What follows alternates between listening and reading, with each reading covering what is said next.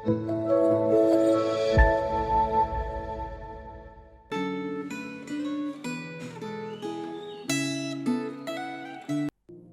shalom bagi para pendengar sekalian yang hari ini akan bersama-sama merenungkan Alkitab dalam gerakan baca Alkitab Gema. Mari kita bersama-sama persiapkan hati, pikiran kita. Anda boleh berdoa sejenak. Dan nanti kita akan membaca dari Ulangan pasal yang ke-27.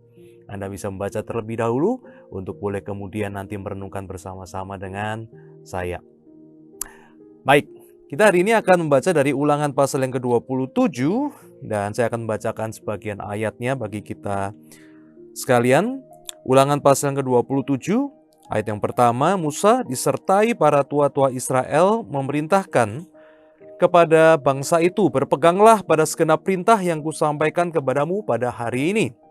Pada hari kamu menyeberang sungai Yordan ke negeri yang diberikan kepadamu oleh Tuhan Allahmu, kamu harus menegakkan batu-batu besar dan mengapurnya.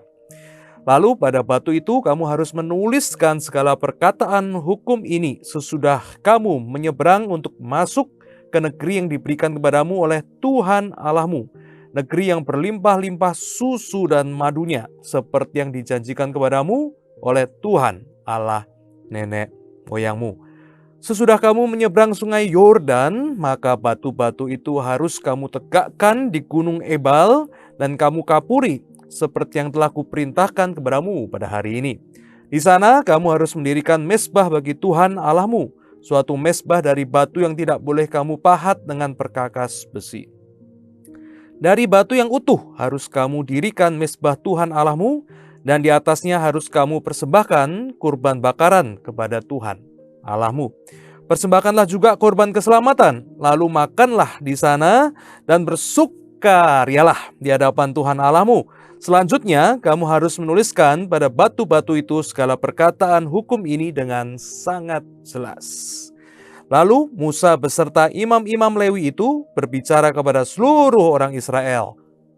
Diam dan dengarkanlah, hai orang Israel. Pada hari ini kamu telah menjadi umat Tuhan Allahmu. Sebab itu kamu harus mendengarkan suara Tuhan Allahmu, serta melakukan perintah dan ketetapannya yang kusampaikan kepadamu pada hari ini. Mari kita berdoa sejenak.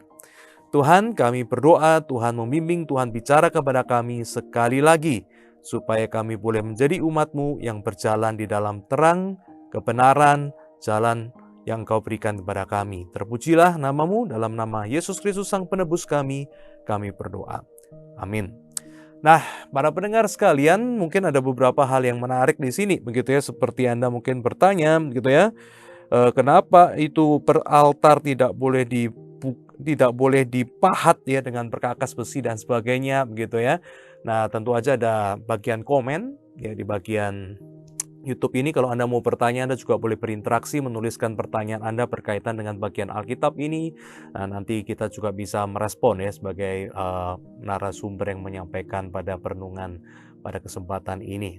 Nah, apapun juga, kita bersuka cita kalau ada sharing, ada kesaksian, ada pertanyaan yang Anda bisa sampaikan juga sebagai sarana kita berkomunikasi sebagai sesama umat Tuhan, saling membangun satu dengan yang lain. Nah, pada hari ini kita akan merenungkan satu bagian dari Ulangan, dan kita mengerti bagian Ulangan adalah waktu Musa itu sudah di bagian akhir daripada kehidupannya. Maka dia sekali lagi ya, kitab Ulangan itu bukan memberikan ujian tetapi adalah mengulang kembali ya. Jadi Ulangan ini bukan testing, tetapi Ulangan ini adalah dia mengulang lagi dan bercerita kepada generasi yang baru.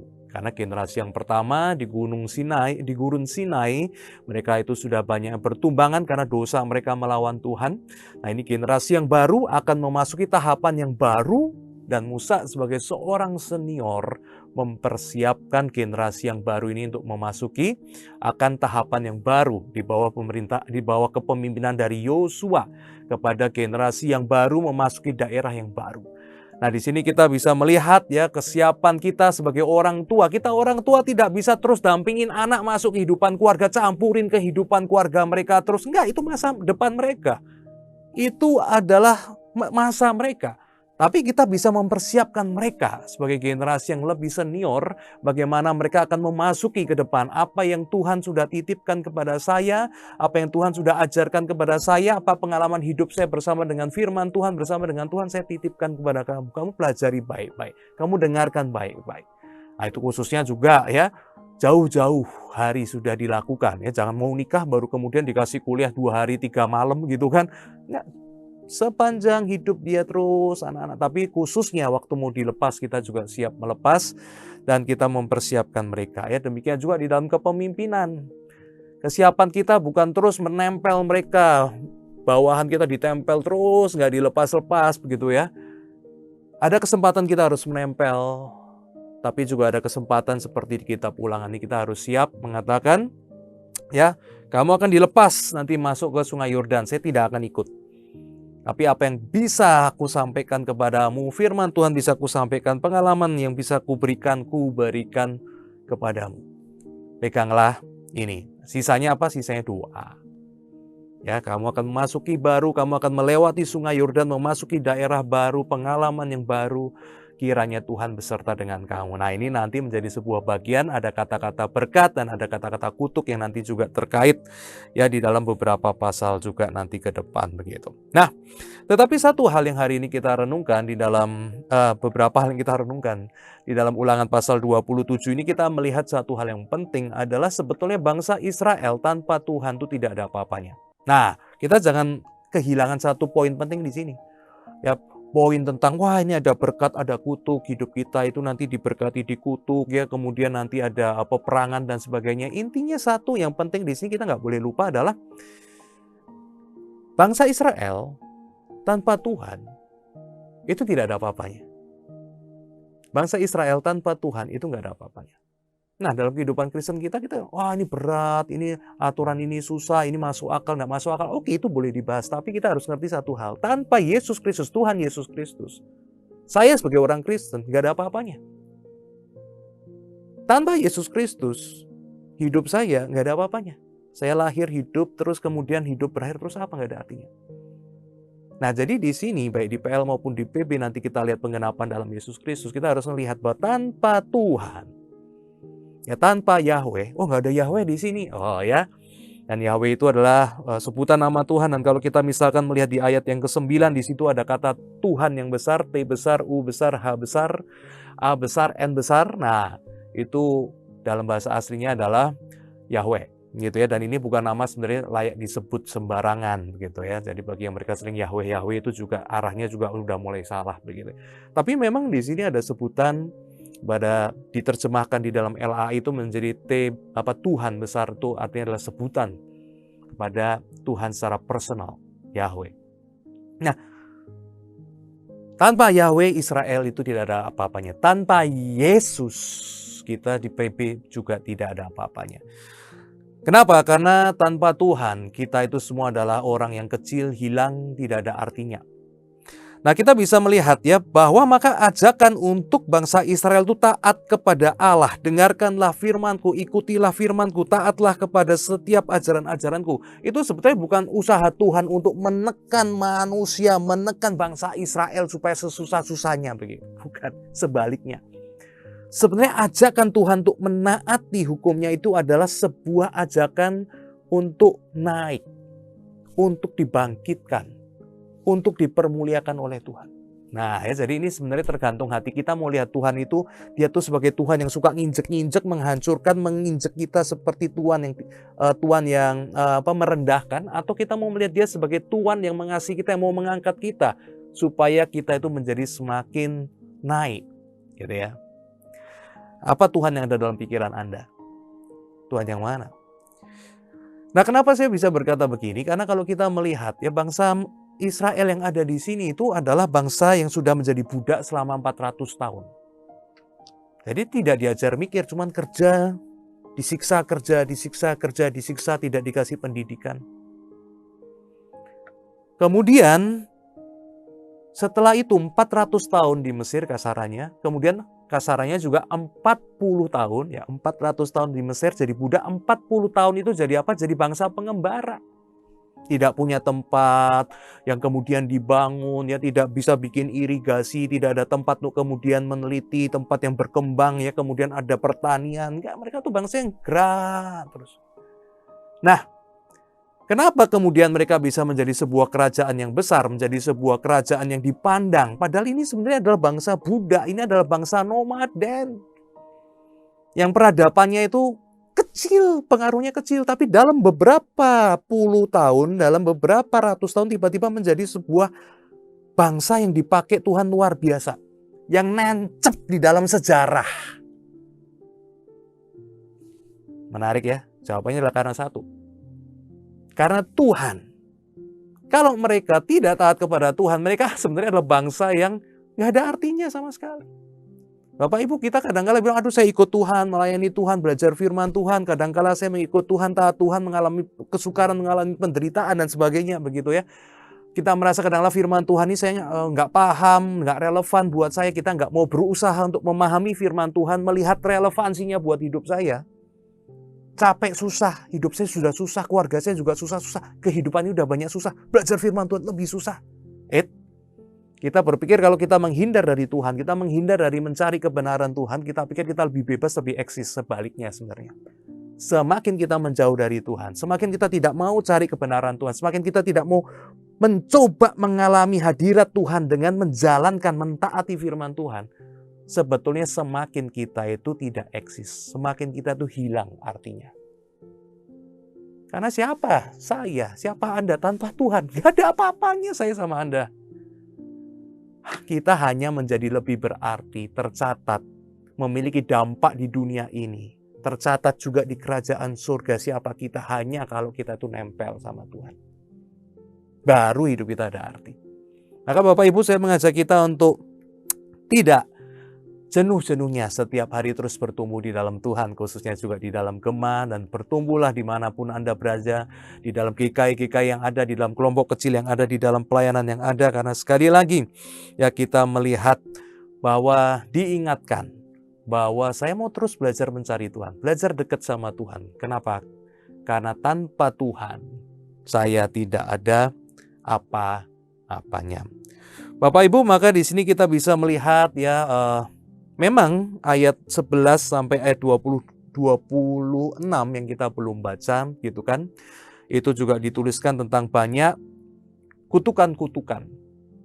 Terkutuklah dan sebagainya. Dan ini satu hal yang menarik sekali begitu ya. Kenapa sih Tuhan harus mengutuki? Kenapa sih Tuhan harus mengutuki? Nah, tetapi yang unik kalau nanti Anda baca ya, justru kalau Tuhan tidak mengutuki hal-hal yang dituliskan ya di ayat 16, 17, 18, 20 begitu ya. Bangsa Israel malah bukan akan menjadi bangsa yang terkenal, tapi akan menjadi bangsa yang hancur. Kebenaran Tuhan harus berani mengatakan apa yang salah, apa yang terkutuk. Bukan karena Tuhan membenci manusia. Bukan karena Tuhan membenci kebebasan manusia. Tetapi karena ada kebebasan-kebebasan tertentu yang bersifat itu menghancurkan. Justru tidak boleh dilakukan. Jadi di sini kita bisa melihat ada hal yang terkutuk ini memang kita melihat. Di zaman sekarang kita sadar ini memang tidak boleh dilakukan. Karena justru itu menghancurkan keluarga, menghancurkan society, menghancurkan masyarakat, menghancurkan kehidupan kita pribadi. Nah Bapak Ibu, maka dalam kehidupan kita sehari-hari hari ini kalau Tuhan melarang sesuatu, kita jangan buru-buru bilang Tuhan ini adalah Tuhan yang membenci kebebasan saya. Pikir baik-baik dulu, doakan dulu baik-baik. Jangan-jangan apa yang Tuhan larang. Jangan ambil proyek ini. Jangan deketin orang berkuasa ini. Jangan ngomong begitu. Dia bilang, aduh, mana mungkin ini mempersulit saya. Pikir dulu baik-baik. Mungkin memang sulit, tapi pikir dulu baik-baik. Jangan kita ngomong cepat dulu di mulut. Doakan baik-baik, pikir baik-baik. Banyak kesaksian mengatakan, waktu itu saya pikir Tuhan gak masuk akal. Tapi Tuhan bilang, jangan lu deketin orang ini. Lu jangan deketin proyek ini. Dia bilang, kalau bukan saya maju, orang lain maju. Orang lain juga dapat, kenapa bukan saya aja Tuhan? Dia doa, dia bergumul, dia puasa. Hatinya tidak tenang. Di satu sisi dia pingin ambil, dia pingin tidak setuju sama Tuhan untuk hal ini. Setelah dia doa apa, dia ngobrol sama saudara seiman, dia dengar, dia bilang, saya enggak tahu Tuhan. Tapi ya udah saya lepasin deh kali ini. Dilepas Bapak Ibu. Wah, baru berapa tahun kemudian, dia sudah mulai lupa sakit hatinya, dia tetap kerja gitu ya. Tapi kemudian baru terbuka satu kasus yang dia bilang, aduh kalau hari itu saya ngotot sama Tuhan, silaka saya. Gak ada artinya apa yang saya sudah bangun sampai saat ini. Tapi untung, puji Tuhan. Walaupun hati itu pahit waktu itu nggak terima, tapi saya tahu Tuhan Tuhan bilang tidak. Ya sudah tidak. Saya waktu itu nggak ngerti reasonnya apa. Sekarang saya ngerti. Seandainya saya ambil, saya hari ini nggak ada apa-apanya. Hancur semua. Tapi puji Tuhan. Walaupun itu pahit. Tapi hari ini saya masih bisa ada seperti apa saya ada dan saya masih bisa menjadi berkat. Nah, kenapa? Karena dia hidup di dalam ketaatan kepada Tuhan. Bapak Ibu, mari kita hari ini bersama-sama merenungkan. Adakah hal-hal yang hari ini Tuhan katakan tidak kepada kita dan itu terasa pahit? Tapi jangan buru-buru menolaknya. Ataukah saudara-saudari hari ini ada hal-hal tertentu yang Tuhan minta kita untuk lakukan? Lakukan ini. Dan kita merasa keberatan untuk melakukan itu. Mari kita jangan buru-buru menolak. Ambil waktu berdoa.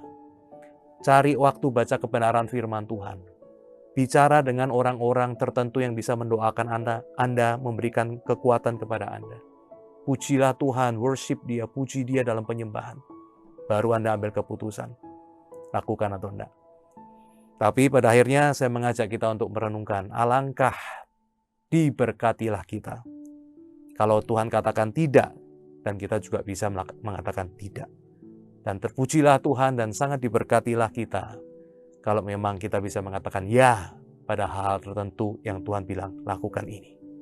Kiranya Tuhan menyertai kita dalam kehidupan kita. Mari kita berdoa. Tuhan, inilah kami mau sekali lagi diingatkan oleh firman Tuhan. Mengikuti firman Tuhan, mengerti kebenaran firman Tuhan, mengerti prinsip-prinsipnya. Menyadari bahwa Tuhan bukan Tuhan yang tukang menginjek-injek membuat kami susah, tetapi Tuhan yang mau membangkitkan kami, memberdayakan kami. Tolong kami Tuhan, untuk boleh belajar terus dalam hidup kami, baik di keluarga, baik di tempat kerja, baik di relasi, baik dalam hubungan-hubungan dengan banyak orang. Kami bisa terus belajar mengatakan tidak kepada hal-hal yang Tuhan Engkau tidak mau kami lakukan. Dan kami juga bisa belajar untuk mengatakan iya kepada hal-hal yang Tuhan ingin kami untuk lakukan. Tidak mudah. Hari ini setiap kami yang mendengar akan menemukan dalam hidup kami masing-masing apa yang tidak dan apa yang Tuhan katakan ya lakukan. Tapi kami masih bergumul. Untuk mengatakan tidak susah, untuk mengatakan ya susah. Tapi biarlah hari ini kami masing-masing berjalan bersama dengan Tuhan. Inilah doa kami dalam nama Tuhan Yesus Kristus, kami berdoa dan bersyukur. Amin. Tuhan berkati Anda pada hari ini, Tuhan bersama dengan Anda, carilah terus hadirat-Nya.